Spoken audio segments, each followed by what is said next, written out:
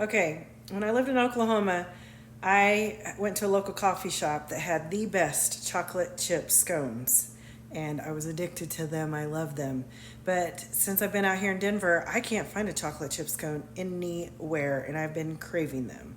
So I found a recipe, and they say scones are really easy. So let's give it a shot. Let's make chocolate chip scones. So first they say add 3 cups of flour.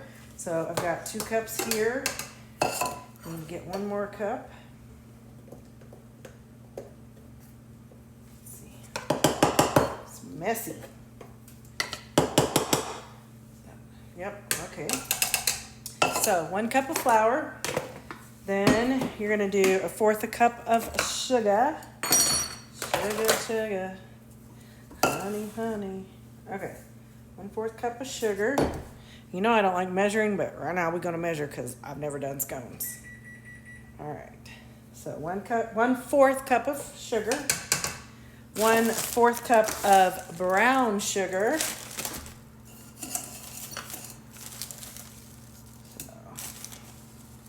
And somebody said don't just do straight sugar. The brown sugar gives it just a better light flavor. All right. 1/4 cup of brown sugar. Okay, next it says 1 tablespoon of baking powder. So my tablespoon is the good old tablespoon like this. So here's where I kind of self-measure. All right, 1 teaspoon of baking powder. No, tablespoon of baking powder. 1 teaspoon of baking soda. So get some baking soda and do 1 teaspoon of baking soda. Baking soda, baking powder, and they're so different, but you got to keep them in line. And then it says to mix your dry ingredients. So we are going to mix away.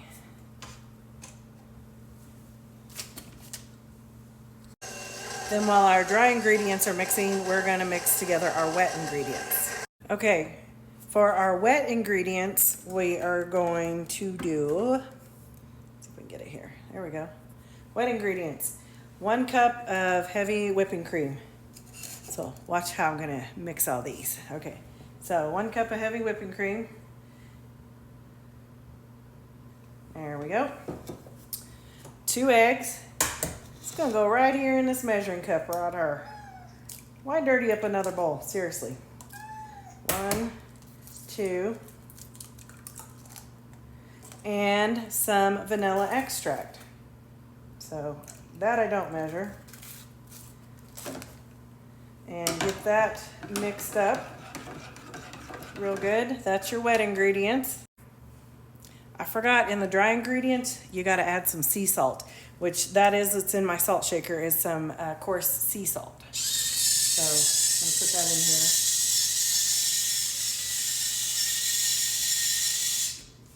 here and give that a little mix.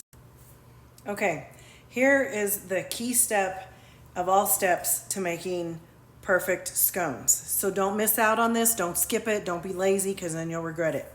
What you do is you get a stick and a half of butter and freeze these little shits. Like, freeze them in the freezer. Get this butter frozen. Then what we're going to do is grate it. I love these cheese graters.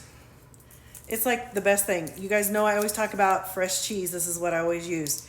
So TikTok shop, I've got them in my showcase. Go get you one of these cheese graters. They're the freaking best invention. Wish I'd have thought of them. So take your butter and grate it. But it has to be frozen. Frozen butter. Stick and a half frozen butter. Gotta be frozen. Because the thing is when it's frozen, it has moisture. And when you're cooking it, that moisture, it just helps in the oven. Ooh, it's getting full. Come on. Can y'all see that coming out? It's the coolest thing ever. Oh my goodness. Grate that butter. It's like grated cheese. All right, get that butter nice and grated. Very end, I put that in so I don't get my fingers. All right, so that butter is grated. Get that all out of there. All right, once the butter is all grated, okay, once it's grated, then you put it in with your dry ingredients. Frozen butter, dry ingredients. And then it says cut it in there or fold it in there with your dry ingredients.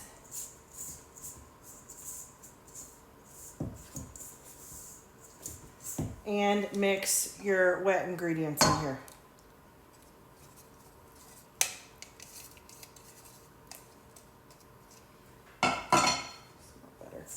And just get this all mixed up in here.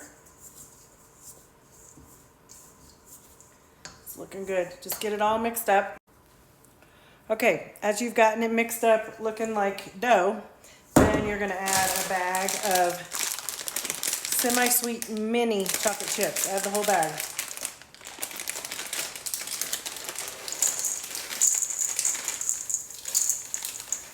And then you're just gonna fold these in. Get those all folded in.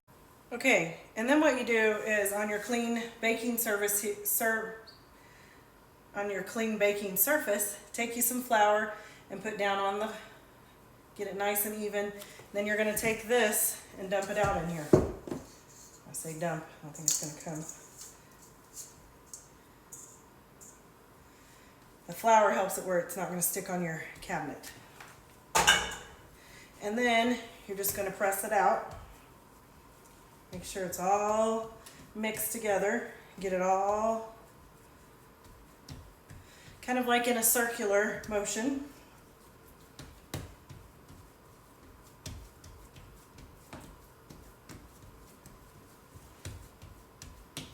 There we go. Doesn't that look pretty? Get you a knife. And we're gonna cut it in like pizza pie squares. So this way, coarse. These are kind of big. I made it really big. We don't want them that big, so let's do, all right. This way, cut this way. These are still too big, really long. So I'm gonna cut them here. And I've got a cookie sheet here with parchment paper. And as you make them into squares like this, you're gonna lay them on your parchment paper. Okay, I've got them all laid out on one big pan and one small pan. You can see they look like pizza slices.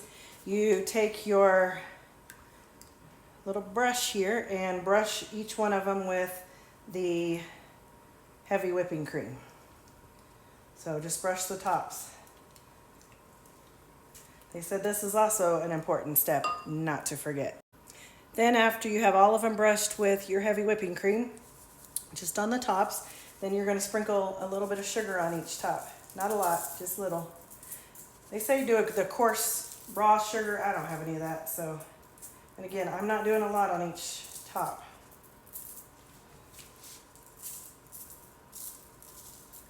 Just barely coat them. Then they go in the oven at 400 degrees for 20 minutes. Okay, I got them out of the oven and I put one on a plate. I didn't know they would expand so much, so they kind of started touching each other. So note to self, really spread them out a lot more because they do expand. So I've had them out, had them cooling.